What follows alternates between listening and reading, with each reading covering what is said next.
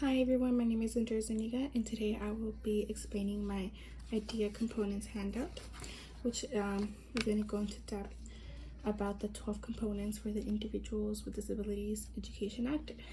The first component covers free, appropriate public education.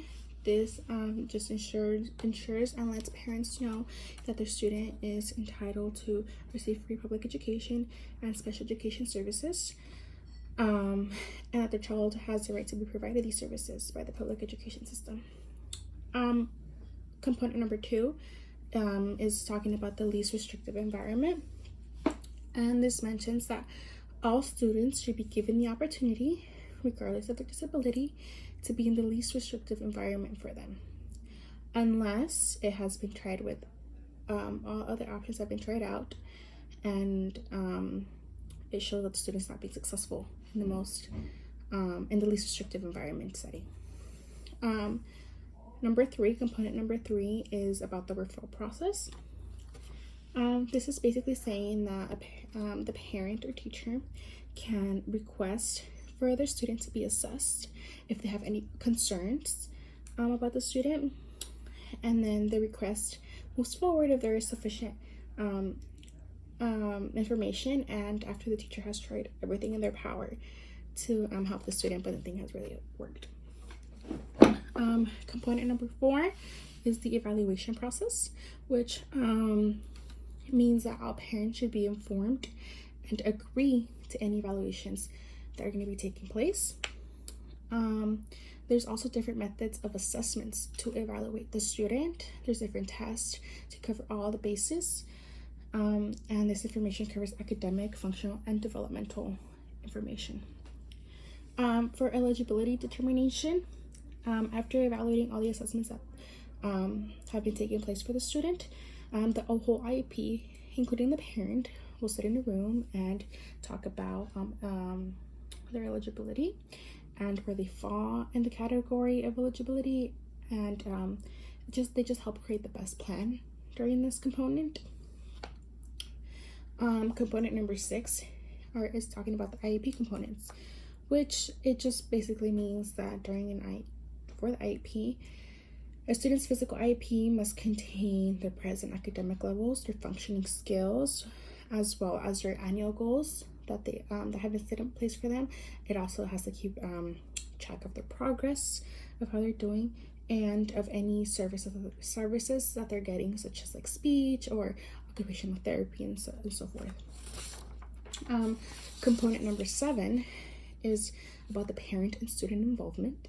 Now, this says that parents or any legal guardian have the right to take part in the decision making in IEP.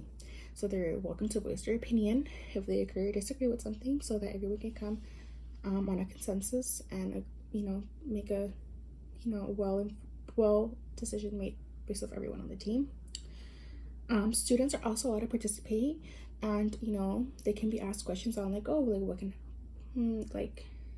can be asked what can motivate you, what can we do to motivate you, to try to do better, to get their point of view and see how they feel, and see if they feel frustrated or if they actually feel like they're getting helped. Component number 8 is about the quarterly progress monitoring, which means that there should be regular monitoring with students with IEPs and progress keeping, and parents should be able to have access to this progress, and this will allow them to see, teachers and parents, to see if the student is making any progress, or if they're not showing much progress or it's very slow, and this can be brought up in the next IEP meeting. Annual review process is the annual meeting that they have the IEP, and this is where the goals are brought up to see if they've met the goals. If they haven't met the goals, the new goals are going to be put in place. Any new concerns or any progress. Lastly, if any new services need to be added or taken away, or new accommodations, this is where everything is discussed. Component number 10 covers the procedural safeguards, which means that every parent has to have a hard copy, or given a copy of the parental safeguards or parental rights. They are given to this at the start of any annual IEP or when the parent needs it. It just covers their rights as parents, that they can conduct a meeting or hold a meeting if they have any academic concerns at any time of the year. They don't have to wait for that annual meeting. Prior written notice is component number 11, which means that parents must be giving written notice with enough time and sufficient information to let them know that anyone in the team wants to make any changes or referrals with the student's IEP.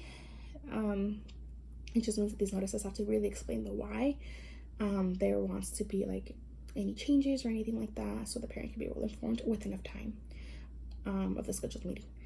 Lastly, number 12, related services, is it includes but not limited to all the extra services that a student with disabilities might get, such as speech, occupational therapy, physical like extra PE, developmental services, anything like that, that just falls under related services.